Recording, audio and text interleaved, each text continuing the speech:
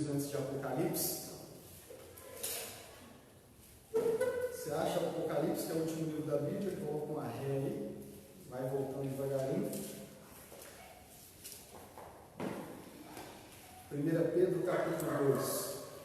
Enquanto você acha, semana passada e hoje, semana passada eu comecei a falar de um assunto que é servir a cidade.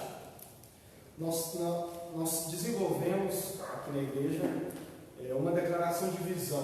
O que é a declaração de visão? É um resumo, é uma frase que resume aquilo em que nós acreditamos e aquilo que nós buscamos como igreja. E a nossa declaração de visão é uma frase que diz: uma igreja centrada no Evangelho para servir a cidade e transformar o mundo. Essa é a nossa declaração de visão, é isso que queremos nos tornar como igreja, é isso que nós almejamos e vamos almejar até que o Senhor Jesus volte. Ser uma igreja centrada no Evangelho, que sirva a cidade e que assim seja usada por Deus para transformar o mundo. Amém?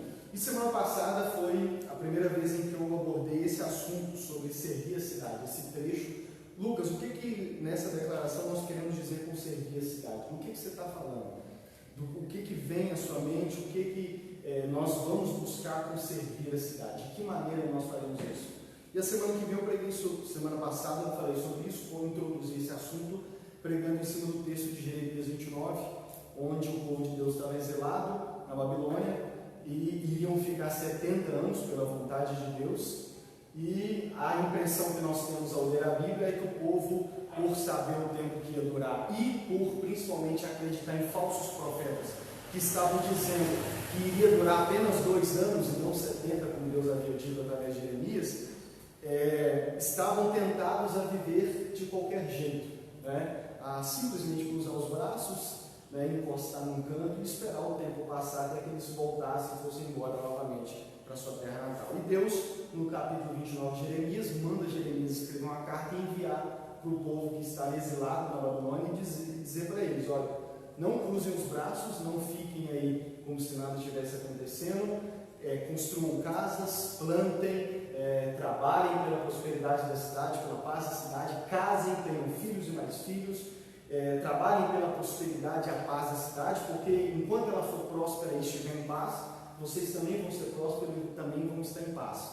E orem por essa cidade a meu favor. E era uma cidade que não adorava o Deus do povo de Deus, eles adoravam outros deuses. E ainda assim, Deus mandou o seu povo, enquanto estivesse na Babilônia, trabalhar, dar o seu melhor, poderemos dizer assim, inclusive orar pela cidade, buscar a paz da cidade, a prosperidade da cidade, enquanto eles estivessem nesse tempo. E mostrei como que o Novo Testamento trata os cristãos como exilados, como forasteiros. A Bíblia diz que a partir do momento em que você criou o Evangelho e o Espírito de Deus operou um novo nascimento em você, tornando você uma nova criatura, você agora já é cidadão do céu. A sua cidade é a nova Jerusalém celestial, que João termina o Apocalipse dizendo que vai chegar um dia em que Deus vai fazer ela descer do céu, plantar na terra, e é lá que os salvos viverão eternamente com Deus. Então, nós somos cidadãos da nova Jerusalém celestial. Todo cristão é cidadão da nova Jerusalém celestial. Então, ele já não pertence mais a esse mundo. Nós estamos no mundo, não sabemos o período em que nós permaneceremos nesse mundo. Jesus não revelou quanto tempo ele vai demorar para voltar, mas nós não somos, estamos no mundo, mas não somos dele. Nós somos exilados aqui. Nós andamos nesse mundo como forasteiros, como alguém que está aqui, vive aqui, mas não pertence aqui e aguarda o dia, o glorioso dia em que vai voltar, ou no nosso caso, em que vai ir para a nossa cidade celestial, onde nós vamos morar eternamente com Deus. E fiz a aplicação juntando as duas coisas, mostrando como que os autores do Novo Testamento tinham em mente, e eles sempre usavam como base dos seus ensinamentos, da pregação do Evangelho, as imagens e os acontecimentos do Antigo Testamento. Então, sempre que, a maioria das vezes em que os apóstolos iam pregar o Evangelho, eles usavam coisas do Antigo Testamento, acontecimentos do Antigo Testamento, para explicar a natureza dos cristãos e a natureza da igreja. Então, quando os autores do Novo Testamento se referem aos cristãos como forasteiros, peregrinos, exilados, eles estão ajudando os cristãos, trazendo à memória dos cristãos a imagem exilados, forasteiros na Babilônia, vocês são deste mundo. E fiz a aplicação mostrando como que, se foi a vontade de Deus que o seu povo na Babilônia não vivesse de qualquer jeito, mas que trabalhasse pelo bem comum da cidade, vocês acham que é diferente a maneira como Ele quer que os cristãos vivam até que o Senhor Jesus volte? Jesus não quer que a gente cruze os braços na nossa casa, fique sentado lá, e nem mesmo se for lendo a Bíblia o dia inteiro, só esperando Ele voltar, né? Nós não sabemos quanto tempo Ele voltar, e o que Ele nos instrui em toda a Bíblia é que enquanto esse dia não chega, esse glorioso dia não chega, nós temos trabalho a fazer aqui. Amém?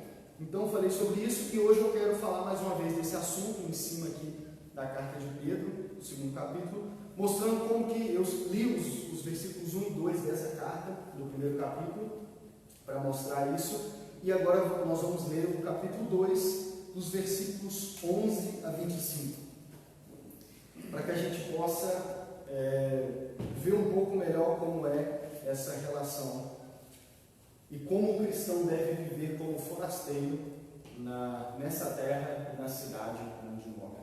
1 Pedro capítulo 2, versículo 11 a 25 diz assim, na nova tradução linguagem de hoje: Queridos amigos, lembrem que vocês são estrangeiros de passagem por este mundo. Peço, portanto, que evitem as paixões carnais que estão sempre em guerra contra a alma. A conduta de vocês entre os pagãos deve ser boa, para que quando eles os acusarem de criminosos, tenham de reconhecer que vocês praticam boas ações, e assim louvem a Deus no dia da sua vinda. Por causa do Senhor, sejam obedientes a toda a autoridade humana, ao imperador, que é a mais alta autoridade, e aos governadores, que são escolhidos por ele para castigar os criminosos e elogiar os que fazem o bem. Pois Deus quer que vocês façam o bem, para que os ignorantes e tolos não tenham nada a dizer contra vocês. Vivam como pessoas livres, mas não usem a liberdade para encobrir o mal, mas vivam como escravos de Deus. Respeitem todas as pessoas, amem os seus irmãos na fé, temam a Deus e respeitem o imperador. Vocês, empregados, sejam obedientes aos seus patrões e os respeitem, não somente os que são bons e compreensivos, mas também aqueles que o tratam mal. Se vocês suportarem os sofrimentos injustos, sabendo que essa é a vontade de Deus, Ele abençoará vocês por causa disso.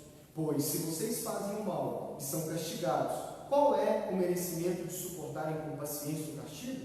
Mas, se vocês sofrem por terem feito o bem e suportam esse sofrimento com paciência, Deus os abençoará por causa disso, pois foi para isso que Ele os chamou.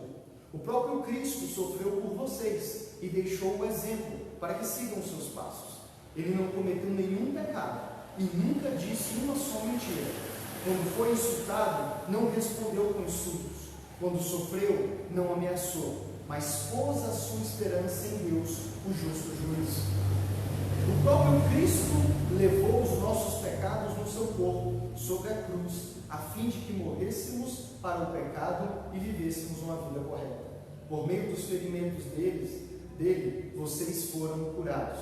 Vocês eram como ovelhas que haviam perdido o caminho, mas agora foram trazidos de novo, de volta, para seguir o pastor que cuida da vida espiritual de vocês. Vamos orar mais uma vez. Senhor Deus, eis aqui a Tua palavra, eis aqui o tema de hoje, desta noite. Ajuda-nos a compreender pela Tua palavra como é o desejo do Senhor, como deve ser a vida de um cristão, como nós cristãos devemos viver nesta terra, na nossa cidade, como forasteiros, como passageiros nesse mundo que esperam e aguardam a nova morada, a morada celestial, onde viveremos com o Senhor eternamente, para a glória do Senhor. Amém?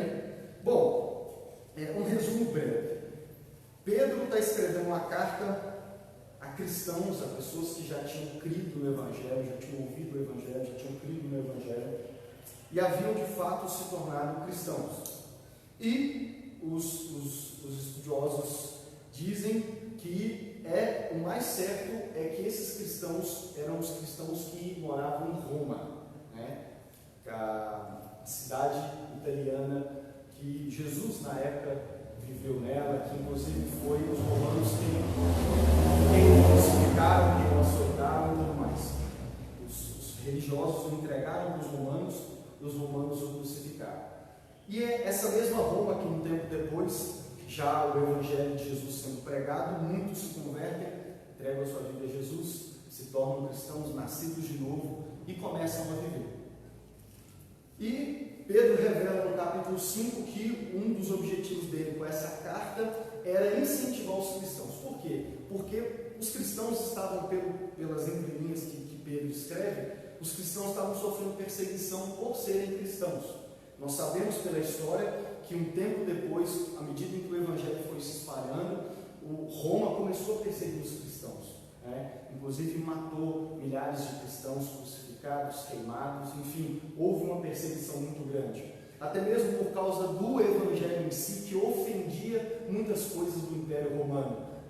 O Evangelho, por causa do Evangelho, os cristãos diziam que César não era um Deus, que só havia um Deus e esse Deus havia se revelado na pessoa de Jesus. E que nós devemos obediência e sujeição acima de todas as coisas, não ao imperador, mas a Jesus Cristo. E quando todas as vezes que uma ordem do imperador contradizia a vontade de Deus, a vontade do Senhor Jesus, eles desobedeciam a essa ordem. Então, por esse e outros motivos, nós vamos falar mais para frente, os cristãos eram perseguidos. E aqui Pedro escreve essa carta com um dos propósitos de incentivar eles a permanecerem firmes na fé em Cristo Jesus, suportando com paciência os sofrimentos que eles passaram. Amém? Então, ele começa no capítulo 1 lembrando o principal motivo deles serem cristãos e o principal motivo para o qual eles deveriam ser pacientes, que é o Evangelho de Jesus. No capítulo 1, não vou entrar em detalhes, mas ele começa falando a respeito do Evangelho, e aqui na sua carta ele vai se referir ao Evangelho como a salvação que está pronta para ser revelada no fim dos tempos. Está no versículo 5 do capítulo 1. E ele também disse que foi a respeito dessa salvação que os profetas perguntaram e procuraram saber com muito cuidado. Eles profetizaram a respeito da salvação que Deus ia dar a vocês, está no versículo 10 do capítulo 1. Resumindo, o que ele faz? Ele lembra aos cristãos o Evangelho de Jesus. E o que é o Evangelho? O Evangelho é a boa notícia a respeito de como Deus, através da vida, morte e ressurreição de Jesus, perdoou os nossos pecados e nos estendeu a sua graça. Só foi merecido a nós pecadores, tanto os pecadores da época de Pedro, da época de Jesus, quanto a nós hoje que somos pecadores, como Deus, através de Cristo, através da vida, morte e ressurreição dele, Deus, através de tudo que Jesus fez, perdoou os nossos pecados, ou pode estar disponível para perdoar os nossos pecados e transformar a nossa vida e nos levar para viver com Ele eternamente. E Pedro, inclusive, diz que todo o Antigo Testamento, quando ele se refere aos profetas, ele diz que todo o Antigo Testamento, na verdade, já falava a respeito dessa salvação. Então, a gente acha que o Evangelho é só no Novo Testamento? Não. Todo o Novo Testamento diz que o Evangelho já estava no Antigo Testamento e mais para frente a gente vai estar voltando nesse assunto. Então o que Pedro diz é que os profetas do Antigo Testamento, inclusive Davi, inclusive vários salmos, já são escritos que apontam para a salvação que Deus iria enviar através do ungido do Messias, do Cristo. Amém? Essa salvação que Pedro, no caso, tinha visto ela, que é o próprio Jesus, e que hoje eles estavam pregando e salvação na qual os cristãos de Roma haviam crido. Então Pedro começa lembrando eles do Evangelho, e o que ele vai fazer é o seguinte, é mostrar por que ele começa lembrando do Evangelho. Porque a base para tudo na vida do cristão é o Evangelho. A base da igreja, da vida da igreja, é o Evangelho. O Evangelho deve ser o centro na nossa vida, na vida do cristão.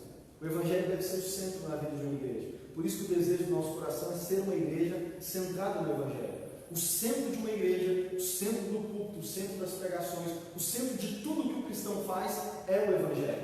O Evangelho é a raiz que gera todas as outras coisas. Amém? Não aquela planta que está ali atrás. Quando a gente vai jogar água, a gente não joga água nas folhagens. Normalmente a gente joga na raiz. E jogando na raiz, alimentando a raiz, umedecendo a raiz é suficiente para o resto da árvore florescer.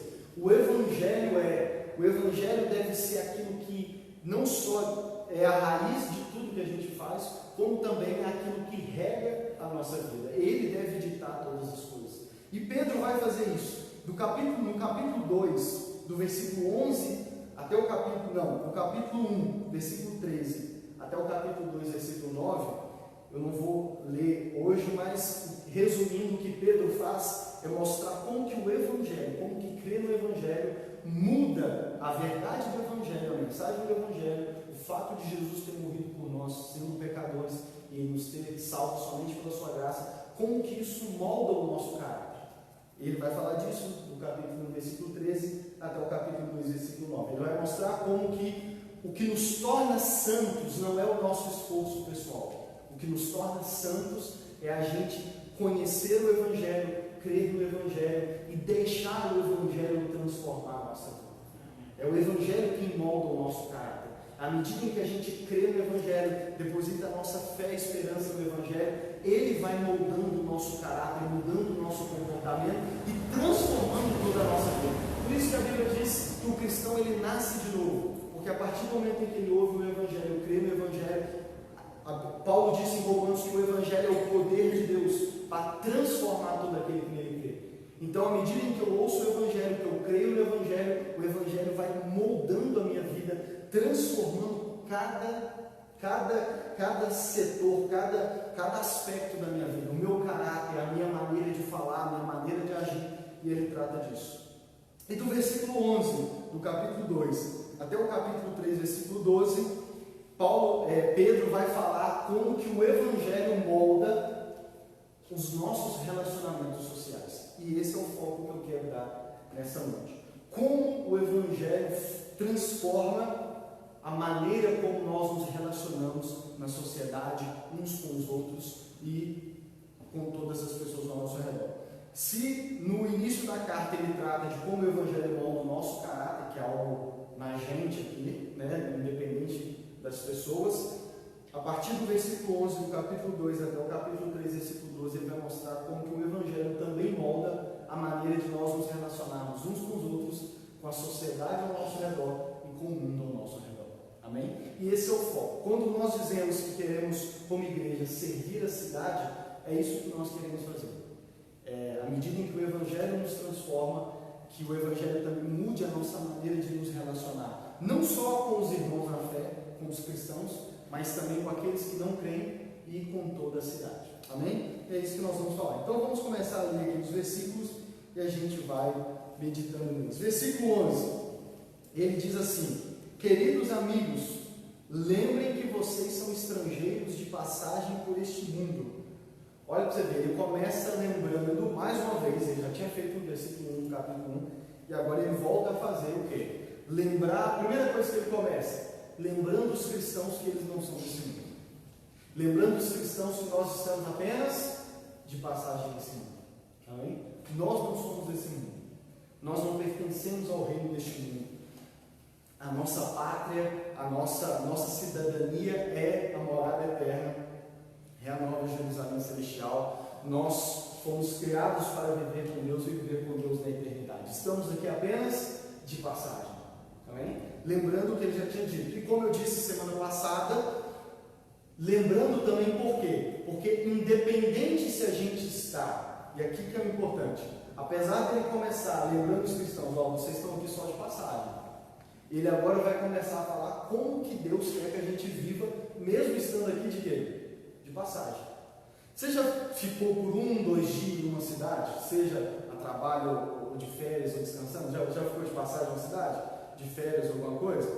Você procurou saber o nome do prefeito, nome dos vereadores, qual que era os pontos turísticos da cidade? Normalmente, se é a passeio, a gente procura saber os pontos turísticos, né? Você procurou saber o preço das casas, de um terreno lá naquela cidade? Fez isso? Por que não? Você estava de passagem, né? Seja um motivo de passeio, de trabalho, você estava de passagem. Normalmente, quando a gente está de passagem, quando algo vai acabar rápido, passageiro, a gente não se envolve muito, né? A gente não se envolve muito. Apesar de Pedro lembrar os cristãos de que nós estamos nessa vida de passagem, nessa terra de passagem, ele agora vai mostrar como que Deus quer que a gente viva nessa vida, mesmo estando de passagem. Em outras palavras, como eu disse semana passada, Deus não quer que a gente viva de qualquer jeito na nossa cidade. Deus não quer que a gente viva de qualquer jeito nessa vida. Amém? A maneira como a gente vive nessa vida não influencia na nossa salvação. Porque a nossa salvação, ela foi conquistada a nós somente pelo sacrifício de Jesus, somente pela graça de Deus. Então, se você crê no Evangelho, a sua morada eterna já está garantida, independente da maneira como você vive nessa terra. Mas, quando a gente ouve isso, e tem várias pessoas que eu tenho conversado sobre isso, sobre a salvação ser somente pela graça, independente do que a gente faz, várias pessoas viram para mim e falam assim: Lucas, tem que tomar cuidado com o que fala isso com as pessoas, porque isso algumas pessoas podem entender que a gente pode viver de qualquer jeito. Mas a resposta da Bíblia é o seguinte: o fato da salvação ser pela graça, independente do que a gente faça, não quer dizer que ela não nos transforma. Toda a Bíblia afirma que se eu de fato creio no Evangelho, ele transforma a minha vida. Pedro está falando disso aqui. Amém? Ele está mostrando como que se de fato eu creio no Evangelho, se de fato eu conheço Jesus, se de fato eu creio que Jesus é o Messias, o Filho de Deus, que morreu para me salvar, porque eu não conseguia, eu não merecia. Se de fato eu creio nessa boa notícia do Evangelho, ela vai gerar transformação na minha vida. Amém? Ela vai gerar transformação na minha vida. Se você deita na porta da sua casa lá, exposto ao sol, você precisa fazer alguma coisa para o sol te queimar? Você precisa fazer alguma coisa? Não. Simplesmente se expor ao sol, não é isso? Você não simplesmente deita lá e fica parado? E quanto mais parado você ficar, melhor, não é? Embora a gente não precise fazer nada para ser salvo, porque nós somos salvos somente pela graça, a Bíblia diz que essa graça transforma a nossa vida. Quando eu passo a crer nessa graça, quando eu ouço a mensagem do Evangelho, quando eu creio no Evangelho, ele começa a gerar transformação em mim. Amém? Ele começa a gerar transformação em mim.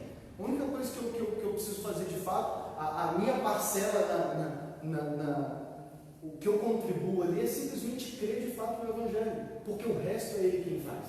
A mensagem do Evangelho vai transformando a nossa vida, vai moldando a nossa vida, e é disso que Pedro está falando.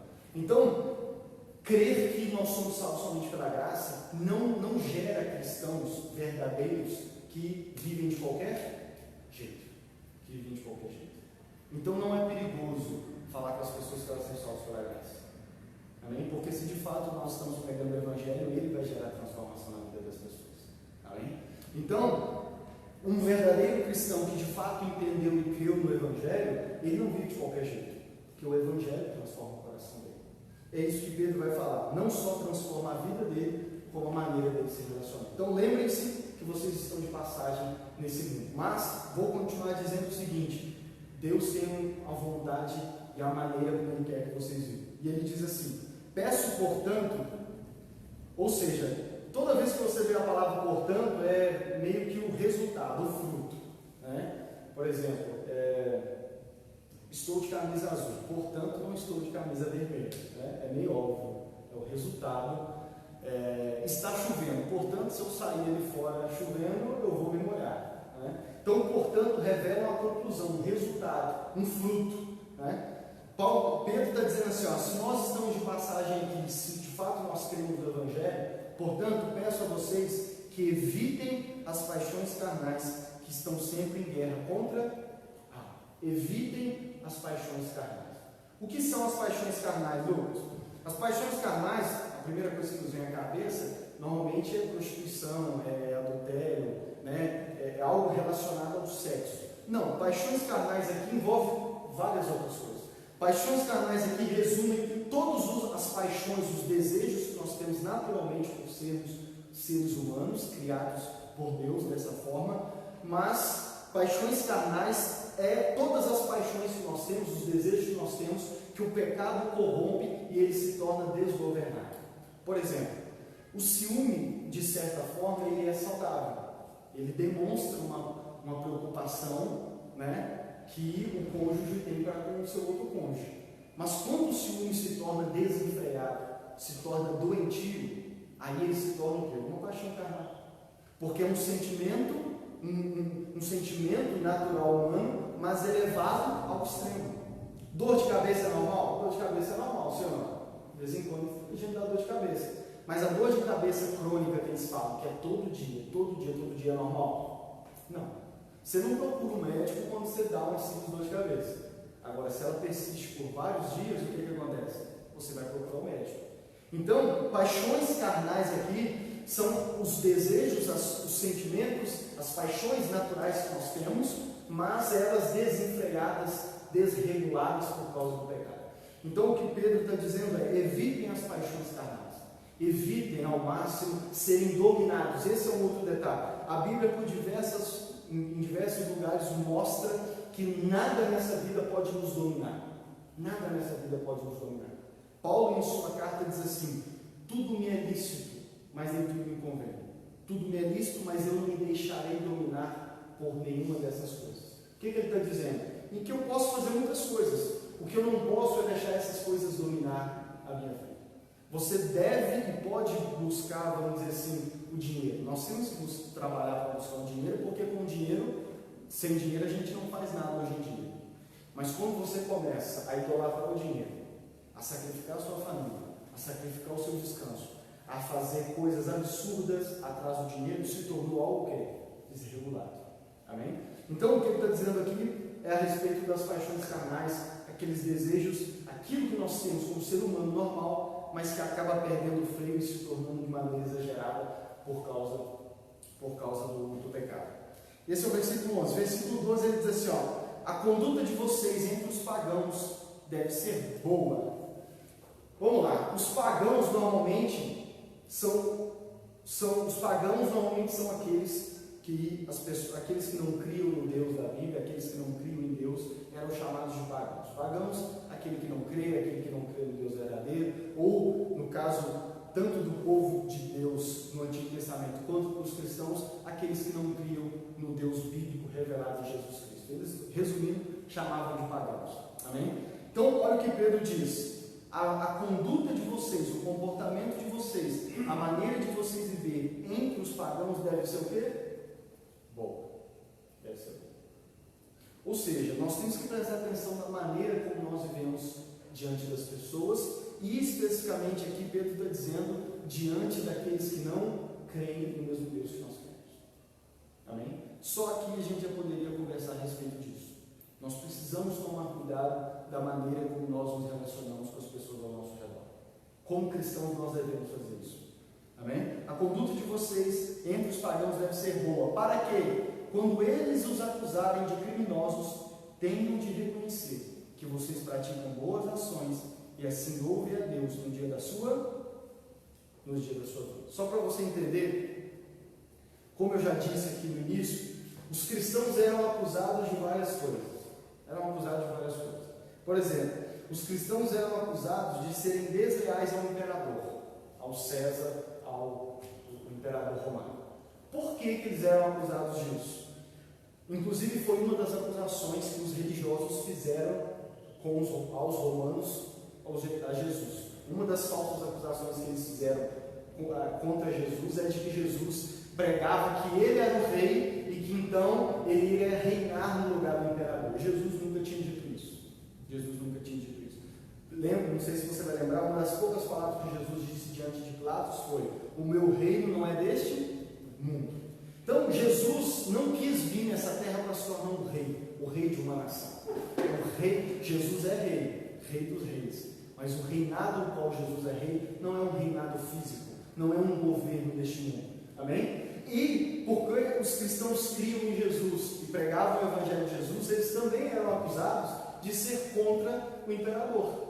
Eles eram acusados, mas era uma acusação falsa. Por quê? Porque os cristãos não iam contra o imperador assim, eram rebeldes que qualquer coisa que o imperador dizia, eles eram contra.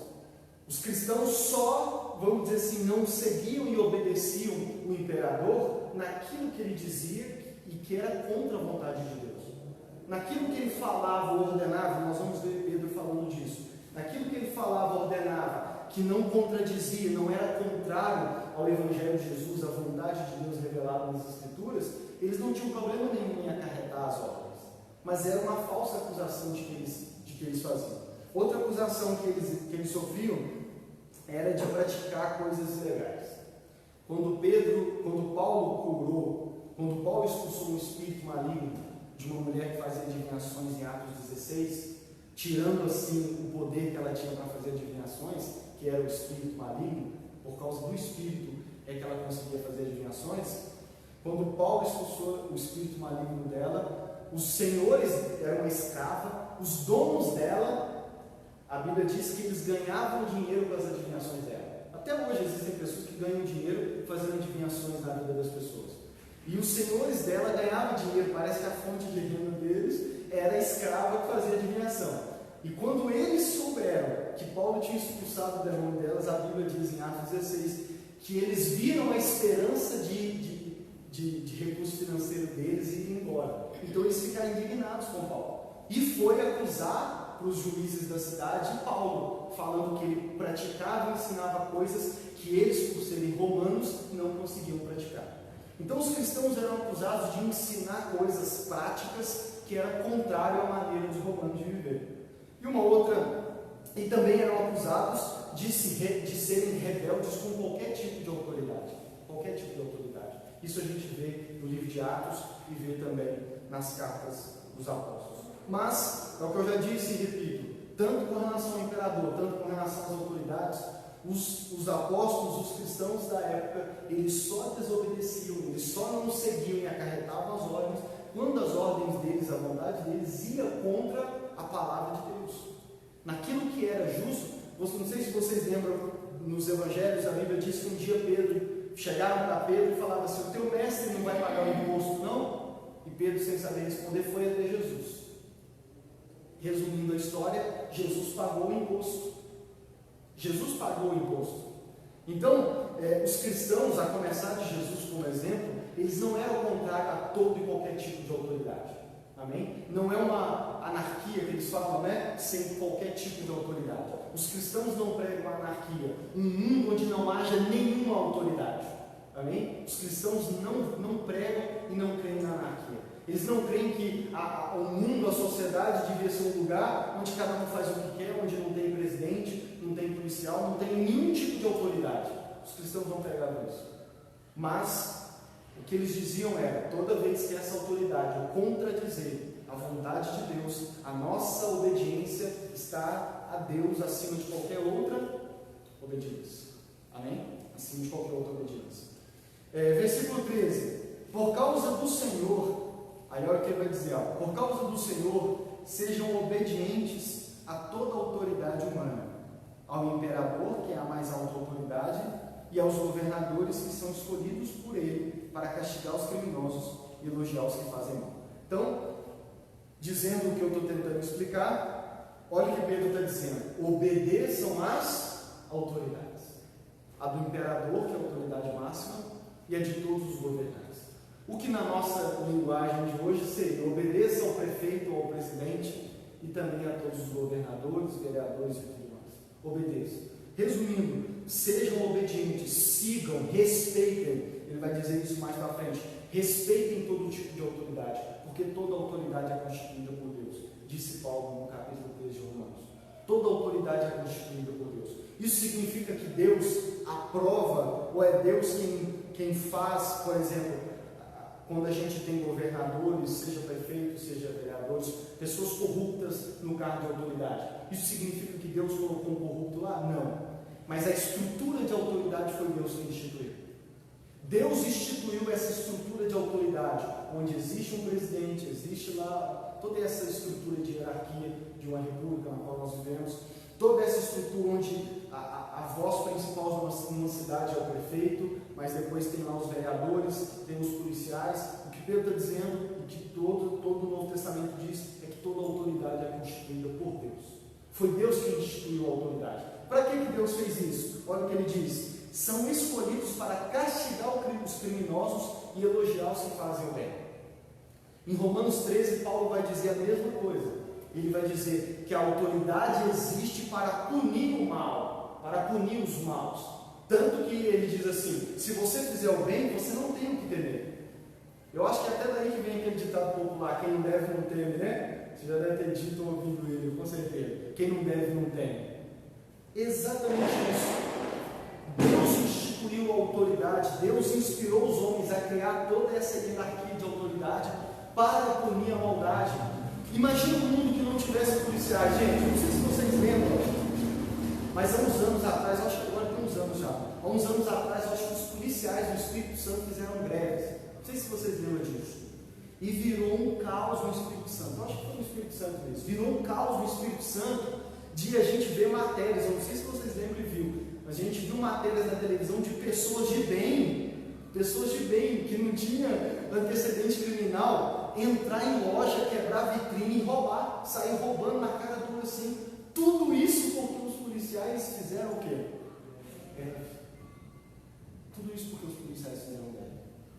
E ali é um exemplo claro de que se não existissem essas autoridades, a gente acha que o mundo está ruim, não acha? A gente acha que o mundo está cruel, está ruim, não é? Se não existissem as autoridades, estaria muito pior. Portanto, eu creio que as autoridades fazem parte da graça comum de Deus. Aquela graça, mesmo a gente não merecendo, aquela graça que Deus derrama sobre nós para reprimir e limitar o mal. Em outras palavras, o que eu estou tentando dizer é o seguinte: que nós podemos crer, podemos dizer que Deus, de certa forma, apesar do mundo ser pecador, apesar dele salvar um grupo de pessoas, os cristãos, para viver eternamente, ainda assim, e mesmo Romanos 1 dizendo que ele entregou a humanidade para fazer o que ela quer, para seguir os desejos pecaminosos do seu coração, ainda assim, através da sua graça, ele cria e faz várias coisas no mundo para limitar a maldade do ser humano, para que seja possível a gente viver nessa terra. Amém? Que seja possível a gente viver nessa terra. Então, se a gente acha que as coisas estão ruins, se Deus não tivesse instituído as autoridades, seria muito pior, muito pior. E é exatamente por isso, crendo nisso, que tanto Pedro como toda a Bíblia nos orienta, principalmente nós cristãos que cremos no Evangelho, ao quê? A obedecer e nos sujeitar às autoridades. Às autoridades. Amém? Por quê? Porque nós precisamos reconhecer que se existe autoridade é porque Deus instituiu. E Deus instituiu para reprimir o mal. Amém? Deus instituiu para reprimir o mal. A gente não fica, se tivesse um posto policial no nosso bairro que funcionasse, que sempre tivesse um policial lá, a gente não se sentiria muito mais seguro? Sim ou não? A gente se sentiria muito mais seguro. Vem falar que não dá um certo alívio no seu coração quando você está andando na rua e passa uma viatura da polícia.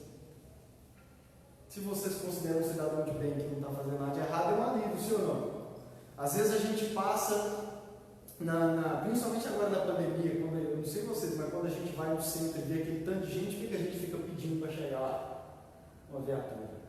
Porque no fundo a gente reconhece que a autoridade está ali para reprimir o mal, para impedir que o mal se espalhe muito mais do que ele já está por aí, né? Então olha o que Pedro está dizendo. Portanto, sejam obedientes a toda autoridade humana, ao imperador, que é a mais alta autoridade, e aos governadores, que são escolhidos por ele para castigar os criminosos e elogiar os que fazem o bem. Pois Deus quer que vocês façam o bem, para que os ignorantes e tolos não tenham nada que dizer contra vocês. Aqui ele repete algo que ele disse em cima. Ele diz assim, quando te acusarem, que eles tenham que reconhecer que vocês praticam boas ações. Eu não sei se você sabe, mas a Igreja Católica Apostólica Romana é assim chamada porque, num período da história, a igreja, que era simplesmente Igreja Católica, católica significa universal, né? A Igreja Universal, chegou um período em que um dos imperadores, não lembro qual agora, se tornou cristão. E ele instituiu, ele fez Roma parar de perseguir os cristãos e fez Roma adotar o cristianismo como religião oficial. Então houve a junção da Igreja Católica, da Igreja, com o Estado de Roma. Então surgiu a cristandade, que era uma mistura de igreja junto com o governo. Eles quase que eram uma coisa só. A igreja se envolvia em coisas políticas e tudo mais. Com mais detalhes você pode estudar a história. E houve essa junção. Por isso é chamada de Igreja Católica Apostólica Romana até hoje. E uma das coisas, existem cartas que encontraram aí, dessa época dos apóstolos, em que, mesmo diante das perseguições, os cristãos continuavam fazendo bem para a cidade. Eu não lembro agora, mas eu já li uma carta que dizem que é de um imperador que escreveu para uma outra pessoa, uma outra pessoa que tinha autoridade, falando a respeito dos cristãos.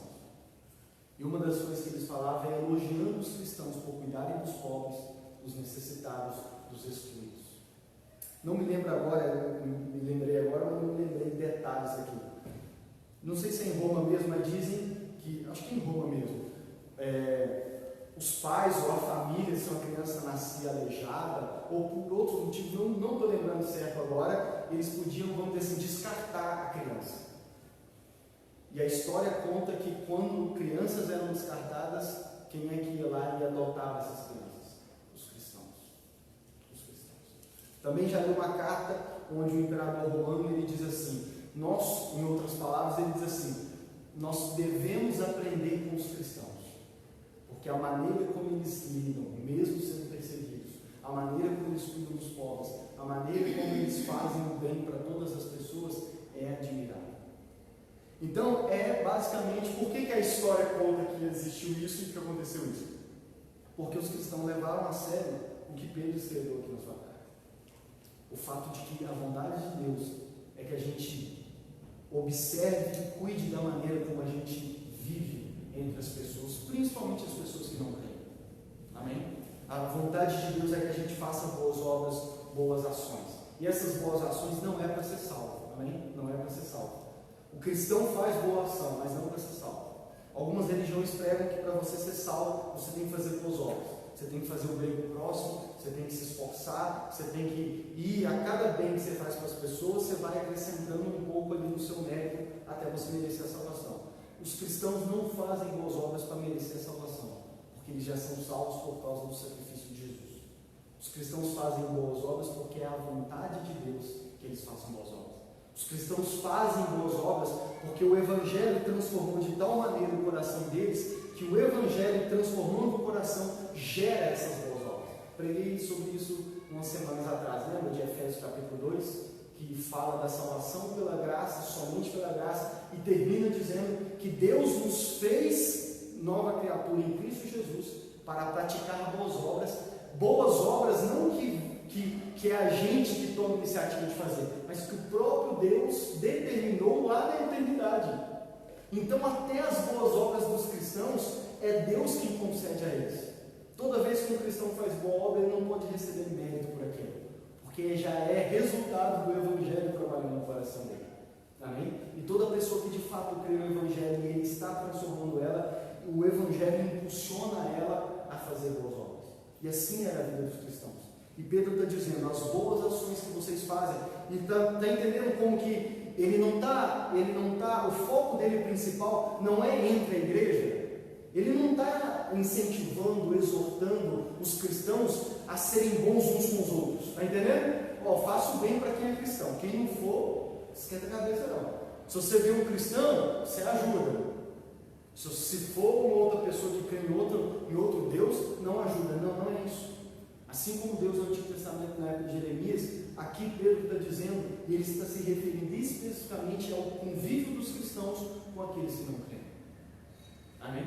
Com as autoridades que creem. Porque nós sabemos, tanto pela Bíblia quanto pela história, que o imperador aqui não era crente, não é esse aqui que se converteu.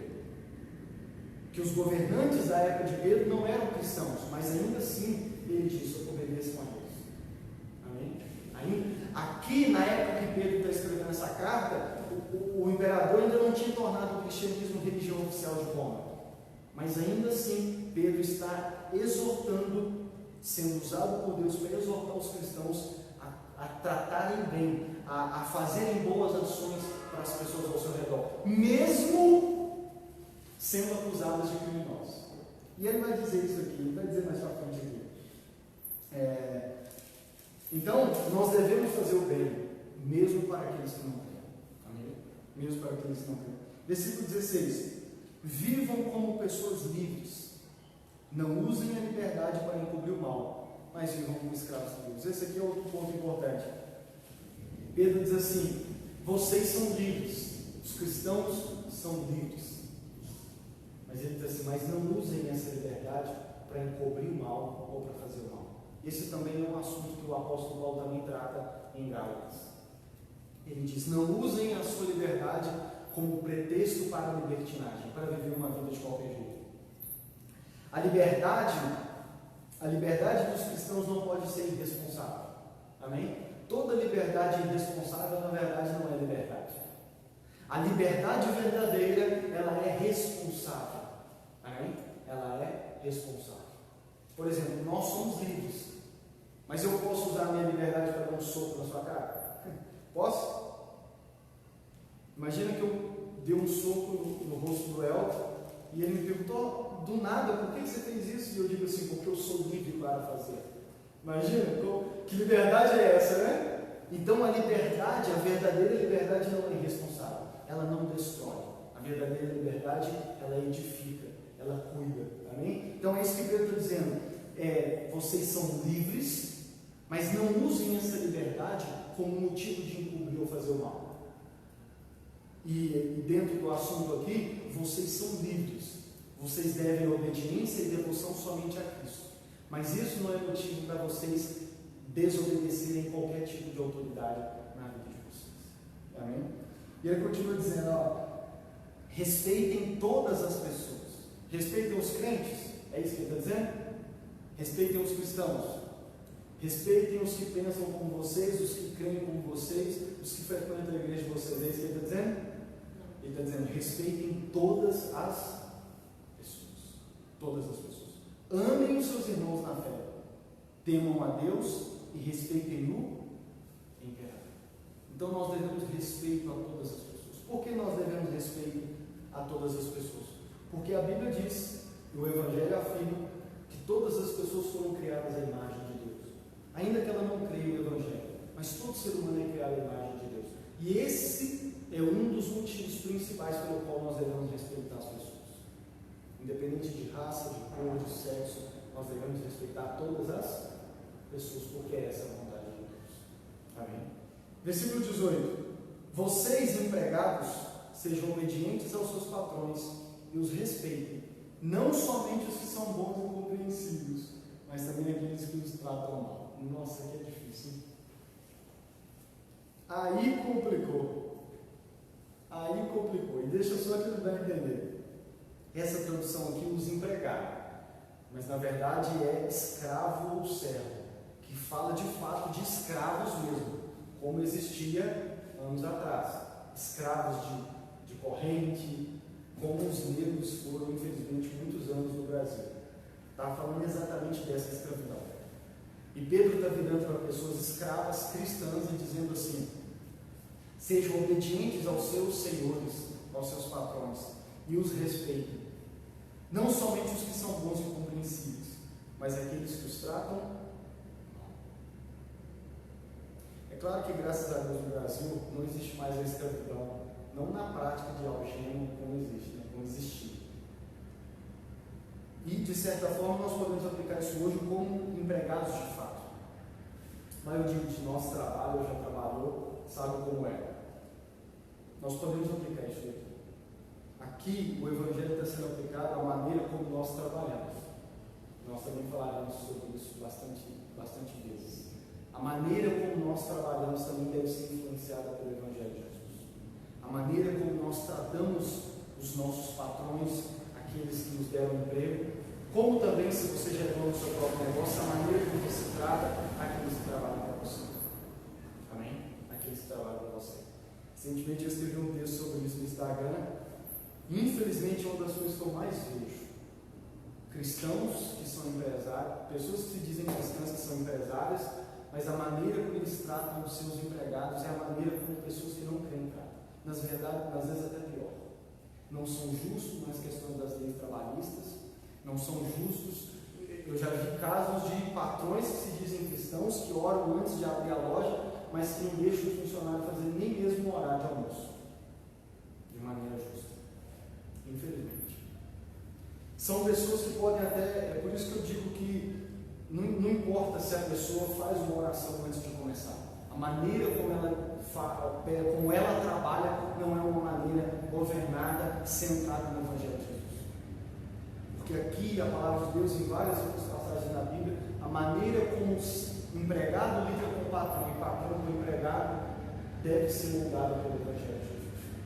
Talvez um questionamento que as pessoas poderiam fazer é: então na época de Pedro tinha escravidão e os apóstolos não estavam nem aí para a escravidão. Não é isso. Nós sabemos que na maioria dos países hoje já não existe mais a escravidão que existia aqui. E a escravidão era uma questão cultural. Então, de fato, você não vai ver os apóstolos escrever cartas dizendo na verdade, entrando na justiça para que a escravidão acabe, como outros cristãos na história, né, dessa época para cá, lutaram. Na época dos apóstolos eles não fizeram isso, mas na prática o Evangelho praticamente aboliu a escravidão. Por quê? Porque não só Pedro aqui, como Paulo também fala. Paulo fala em Efésios capítulo 6, Colossenses capítulo 4, Filemão capítulo 1. O Novo Testamento, sempre que os apóstolos vão conversar com os cristãos, tanto os cristãos que tinham escravos quanto os que eram escravos, você vai ver os apóstolos dizendo que por causa da verdade do Evangelho, na prática, ainda que no papel, legalmente a escravidão não acabou. Na prática, se você crê no Evangelho e deixa o Evangelho moldar a sua vida, na prática a escravidão acabou. Porque os apóstolos diziam assim: no Evangelho nós aprendemos que todos somos pecadores, igualmente pecadores. Todos pecamos e estamos destituídos da glória de Deus, Romanos capítulo 3. Todos somos pecadores. Independente se você é patrão ou servo, se você é escravo ou não, independente se você é judeu ou gentil, se é pagão, todos somos pecadores, não há um justo sequer. Se todos somos pecadores, nós todos que somos salvos somente pela graça. Portanto, nós não podemos achar um melhor do que o outro. Nós não podemos nos achar um melhor do que o outro. E, se de fato nós cremos no Evangelho, eu não trato mais o meu escravo ou o meu senhor como um patrão, como um dono da minha vida, porque o dono da minha vida é Jesus. Por exemplo, a carta de Filemão, Paulo escreve a carta para Filemão porque ele está mandando. Filemão tinha um escravo que fez algo errado e fugiu. E nesse fugir, Paulo conheceu ele, pregou para ele o Evangelho e ele creu no Evangelho. Paulo vai escrever a carta para Filemão falando que estava mandando de volta o escravo dele. Eu esqueci o nome dele agora, acho que é Onesíforo. Esqueci o nome dele agora. Ou se, não lembro se era Filemão o escravo, não me lembro agora. Mas Paulo está enviando o escravo de novo. E algo que a gente poderia dizer assim: mas espera aí, Paulo está mandando o escravo ir de novo para ser escravo do cara? Que coisa absurda. Hoje para nós é absurdo. Mas na mesma carta Paulo diz assim: não o receba mais como escravo, mas receba-o como irmão em Cristo Jesus. Não o trate mais como escravo, mas trate como um irmão em Cristo Jesus. Em outras palavras, ainda que no papel ele ainda era escravo dele, ainda que ele iria ter que trabalhar para ele ia continuar trabalhando para ele, mas na prática, como que o Filemão ia tratar aquele rapaz? Como um irmão em Cristo Jesus. Então ele ia ser justo com ele não iria maltratar. Então, quando nós cremos no Evangelho, na prática, a escravidão acaba. Amém? A escravidão acaba. E nós podemos ver na história que foram os cristãos, por causa do Evangelho, que lutaram para conquistar muitas das coisas, das vitórias sociais que nós temos por aí. Martin Luther King, das pessoas mais conhecidas por lutar contra o racismo nos Estados Unidos, era um cristão convicto. Amém? E que agia da maneira que agia na luta contra o racismo por causa da verdade do Evangelho. Amém? Então, e olha o que ele diz no versículo 19: se vocês suportarem sofrimentos injustos, sabendo que esta é a vontade de Deus, Ele abençoará vocês por causa disso. Então vamos lá, Lucas, mas eu sou injustiçado, meu patrão me trata com justiça, eu sou maltratado, eu sou tratado mal. Pedro está dizendo o seguinte para os cristãos: suportem com paciência esse sofrimento, ainda que ele seja injusto. Ainda que ele seja injusto. Porque a vontade de Deus é que, mesmo sofrendo injustiça, vocês suportem isso com paciência. Pois se vocês fazem o mal e são castigados, qual é o merecimento de suportarem com paciência o castigo? Ou seja, se você é maltratado ou é castigado porque você fez algo de errado, então que benefício há de você suportar com paciência? Você está sendo punido pelo erro que você cometeu. Mas aí ele diz assim, mas se vocês sofrem por terem feito bem e suportam esse sofrimento com paciência, Deus os abençoará por causa disso, pois foi para isso que ele os chamou. Então o que Pedro diz é: cristãos de Roma, vocês estão sendo perseguidos, vocês estão sendo acusados falsamente, vocês estão sofrendo todo tipo de sofrimento, vocês que são escravos, vocês que são servos, têm sido tratados mal, alguns de vocês são tratados mal. Mas o que eu digo para vocês é: suportem com paciência esses sofrimentos injustos, sabendo que Deus há de recompensar vocês. Deus há de recompensar vocês. Ele vai recompensar vocês. Amém? Ele vai agir em favor de vocês. E parece exatamente o que Deus diz no Salmo 12 que nós temos, no início, oramos em cima dele. Deus está vendo tudo e Ele há de recompensar. Ele há de nos fortalecer.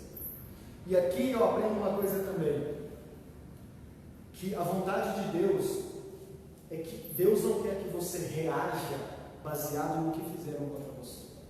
Porque quando nós somos maltratados, a nossa maior tentação é devolver a mesma moeda, devolver a mesma moeda. Mas o que Pedro está dizendo é que, por causa de Deus, por causa da vontade de Deus, não tratem na mesma moeda. Não tratem na mesma moeda. Se vocês forem sofrerem injustamente, tenham paciência. Ainda assim sejam obedientes. Ainda assim tratem bem as pessoas. Amém? Ainda assim tratem bem as pessoas. Os cristãos até hoje, 2020, não é diferente. Existem pessoas que se dizem cristãs e que as pessoas que não são falam mal delas porque elas dão motivo, como o Pedro está dizendo aqui. Tem muitos que dão mau testemunho no meio dos evangélicos hoje. Muitos pastores que dão mau testemunho. E todos esses não são cristãos autênticos, irmãos. Lembrem-se sempre disso. Isso é prova de que eles nunca nasceram de novo. E por mais que se dizem crentes, se dizem evangélicos, e por causa disso, difamam a palavra de Deus, difamam o caminho de Deus, envergonham o nome de Jesus, e as pessoas acabam falando mal de crente, de evangélico, de cristão, por causa deles. Então, às vezes, você que é um cristão autêntico, que não é perfeito, claro, mas tem buscado deixar que o evangelho transforme a sua vida e tem dado um bom testemunho, às vezes sofre por causa de outros que dão um bom testemunho. Amém? Ser pastor é difícil hoje em dia, porque quando você fala que é pastor, o pessoal já vem com aquela imagem na sua cabeça, já julga você. Por isso que eu nem gosto de falar que eu sou pastor de cara. Na verdade, eu nem gosto de falar que eu sou. Depois a pessoa descobre. Por quê? Porque eu penso o seguinte, eu sempre falo com as pessoas ficam assim: eu não sabia que você era pastor, por que você nunca falou? Não, primeiro não tem necessidade, não é a carteira que eu chego, eu não sou policial que chega com distintivo e apresenta, não tem necessidade disso. Mas eu gosto de deixar a pessoa descobrir, porque quando ela descobrir, já deu um certo tempo para que ela me conheça. Amém? E veja por ela mesma, vamos dizer, o testemunho que eu tenho, de fato, como é a minha vida. Amém? E aí, depois que elas descobrirem, na maioria das vezes, elas já viram quem eu sou, já conheceu os meus defeitos, já conheceu minhas virtudes, então é suficiente para ela julgar se de fato eu sou pastor de verdade ou se eu sou apenas um que finge engano. Mas nós sofremos por causa disso, mas a vontade de Deus é que, mesmo sofrendo injustamente, a gente sofra com paciência, depositando a nossa fé e esperança nele. Alguns dizem que a palavra-chave dessa carta de Pedro é esperança, porque ele sempre diz para os cristãos: suportem o sofrimento com esperança. Esperança em quê? A esperança de que o nosso Deus vê todas as coisas, de que Ele há de julgar todas as coisas, de que Ele há de nos recompensar por todas as coisas, e de que, lembrem-se, vocês estão de passagem aqui, e o nosso lugar de fato está lá. que ainda que a gente sofra injustamente aqui, lá nós teremos justiça. Ainda que a gente chore por todos esses sofrimentos e injustiças que a gente passa aqui, lá Ele enxugará dos nossos olhos todas as lágrimas. Amém? Todas as lágrimas. Agora, Lucas, o que pode me motivar a viver dessa maneira? Porque na teoria parece fácil, né? Mas na prática, quando o seu patrão é injusto com você, é complicado. Quando você é acusado, quando você é difamado, caluniado, quando zombam de você por ser cristão, por causa da sua fé, é difícil sofrer isso com paciência. O que pode me gerar em mim essa força para suportar isso com paciência? Pedro vai falar aqui a partir do versículo 21 e até o 25. Olha o que ele diz. Vou ler a partir do 20 novamente. Pois se vocês fazem o mal e são castigados, qual é o merecimento de suportarem com paciência o castigo? Mas se vocês sofrem por terem feito o bem e suportam esse sofrimento com paciência, Deus os abençoará por causa disso. 21. Pois foi para isso que Ele os chamou. Aí olha o que diz agora, e essa é a nossa razão, é isso que deve mudar a nossa vida. O próprio Cristo sofreu por vocês e deixou o exemplo para que sigam seus passos. Ele não cometeu nenhum pecado, nunca disse uma só mentira. Quando foi insultado, não respondeu com insultos. Quando sofreu, não ameaçou, mas pôs a sua esperança em Deus, o justo juiz. O próprio Cristo levou os nossos pecados no seu corpo sobre a cruz, a fim de que morrêssemos para o pecado e vivêssemos uma vida correta. Por meio dos ferimentos dele, vocês são curados. Vocês eram como ovelhas que haviam perdido o caminho, mas agora foram trazidos de volta para seguir o pastor que cuida da vida espiritual. Qual é a minha razão para suportar com paciência o sofrimento? Jesus Cristo. Eu devo manter sempre fresco na minha memória aquilo que o meu Senhor passou. Pedro diz: ele foi insultado, mas não revidou, mas não devolveu na mesma moeda. Ele foi acusado injustamente, mas ele não abriu a boca. Nós vemos no Evangelho que, mesmo sendo acusado diante de Pilatos, ele todavia permanecia calado. Mateus 26.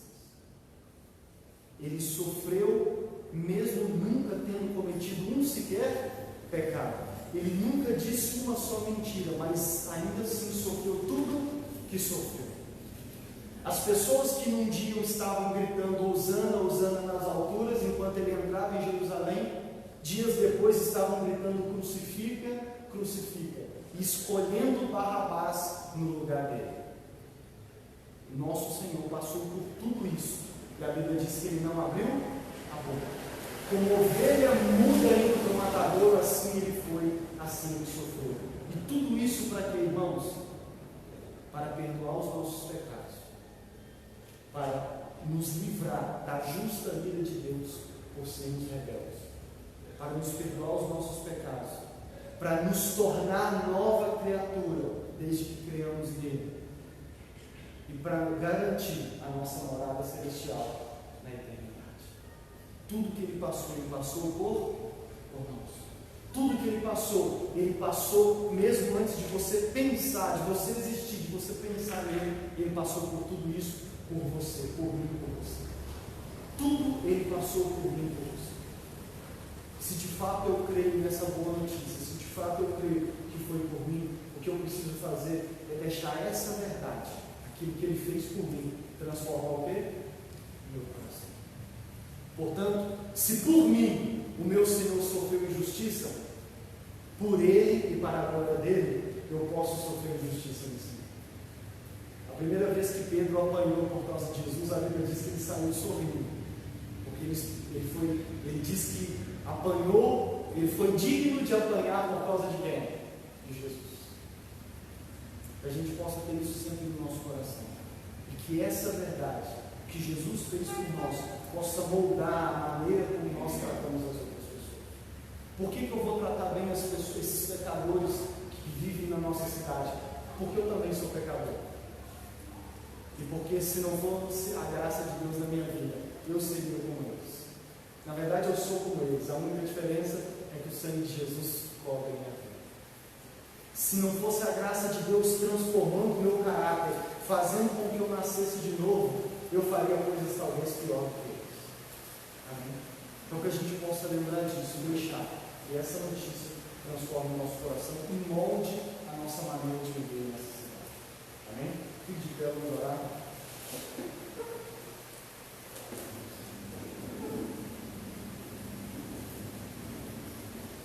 Feche os seus olhos comigo.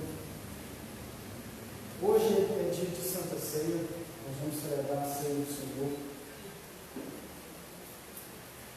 E nós vamos celebrar a ceia porque é o principal meio através do qual nós nos lembramos daquilo que Ele fez por nós. A principal maneira, o principal memorial que Deus deixou para que nos lembrássemos daquilo que Ele fez por nós é a Santa Ceia.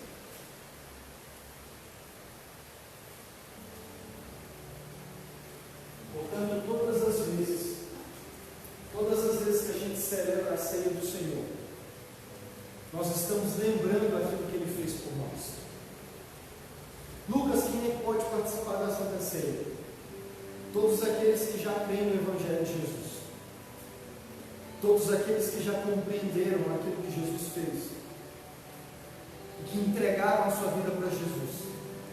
Que receberam essa salvação através da graça, gratuita. Se você crê no Evangelho, se você crê nessa maravilhosa boa notícia do Evangelho, então você pode participar da Santa Ceia, porque é através da ceia que você se lembra daquilo que Ele fez por você.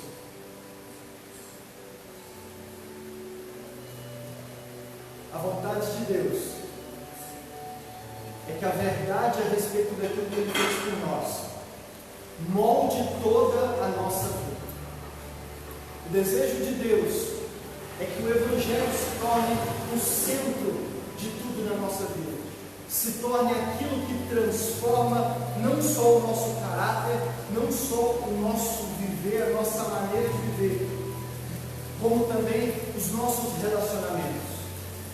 É o Evangelho que é o que molda a maneira como eu trato o meu cônjuge. É o Evangelho que molda a maneira como eu trato os meus filhos, como eu trato os meus pais. É o Evangelho que deve moldar a maneira como eu trato aqueles que trabalham para mim. É o Evangelho que deve moldar a maneira como eu trato aquele para quem eu trabalho, o patrão, o meu empregador. É o Evangelho que deve moldar a maneira como nós nos relacionamos na igreja, mas também a nossa maneira como nós nos relacionamos com aqueles que não creem e com a cidade ao nosso redor. Por isso queremos ser uma igreja centrada no Evangelho, e que sendo centrado no Evangelho, sendo transformado pelo Evangelho, sirva a cidade de Conselheiro Lafayette. Sirva essa cidade no qual nós vivemos, no qual nós, se for da vontade de Deus, moraremos até que Jesus volte e nos leve para viver na Jerusalém Celestial.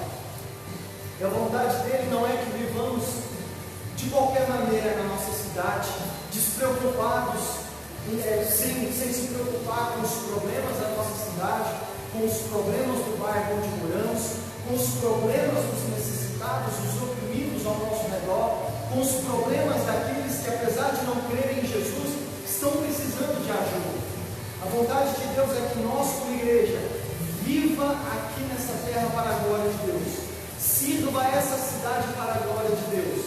Não tendo a motivação a cidade em si, mas o nosso Senhor que nos resgatou, que nos salvou, que nos transformou e tem nos transformado. A motivação para nós servirmos a cidade não é porque a cidade merece, não é porque a cidade precisa ou porque ela pediu a nossa ajuda, mas porque o nosso Senhor, que morreu por nós, que tem nos transformado, nos diz que a vontade dele é que enquanto a gente está aqui, a gente sirva essa cidade. Portanto, queremos e vamos, a partir desses dias, a partir desse ano, conversar sempre sobre isso, orar sempre a Deus por essa cidade por esse bairro, clamar a Deus em favor dela, clamar a Deus que alcance pessoas nessa cidade, que salve pessoas nessa cidade, que use a igreja para fazer justiça nessa cidade, não a justiça da lei, mas a justiça em que os pobres são ajudados, em que os famintos são saciados, em que os oprimidos são libertos da opressão, em que todos que necessitam são ajudados. Essa é a vontade de Deus para a nossa vida. E a nossa razão é o Evangelho de Jesus. A nossa razão é o fato de que na noite que ele foi traído, ele tomou o pão, deu graças, partiu e disse que ele daria o seu corpo em nosso favor. Portanto, nós consagramos nesta noite esse pão com o corpo de Cristo.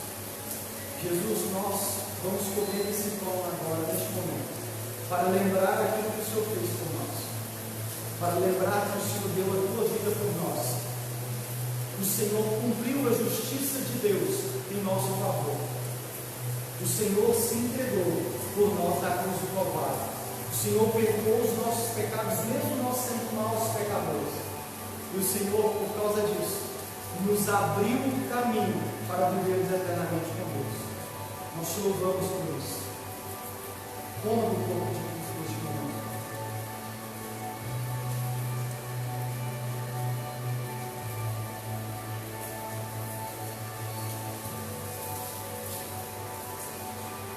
Semelhantemente, ele tomou o cálice e disse: este é o sangue da nova aliança, a aliança que é firmada através do meu sangue. Por sermos pecadores rebeldes, nós não poderíamos mais ter relacionamento com Deus. Nós quebramos a aliança que Deus um dia fez conosco na criação de todas as coisas. Mas hoje, como cristãos, nós podemos ter um novo relacionamento com Deus. Nós podemos confiar em Deus como o salmista Davi confiava, de que Ele é a nossa segurança, de que Ele é o nosso refúgio, Ele é a nossa fortaleza, Ele é o socorro bem presente no dia da angústia, Ele é aquele que faz justiça na nossa vida, porque Cristo restabeleceu, na verdade, fez uma nova aliança com o Pai, que não é firmado na nossa capacidade, nos nossos acertos, nem mesmo nas nossas boas obras, mas no sangue do sacrifício que Ele ofereceu por nós. Portanto, nós bebemos desse cálice nessa noite, lembrando que nada nesta vida nos separa do amor de Deus, nem a morte, nem a vida, nem principado, nem potestade, nem anjos, nem demônios, nem qualquer autoridade dessa vida, nada nos separa do amor de Deus, que é derramado sobre a nossa vida através de Cristo Jesus. Portanto, beba do cálice neste dia.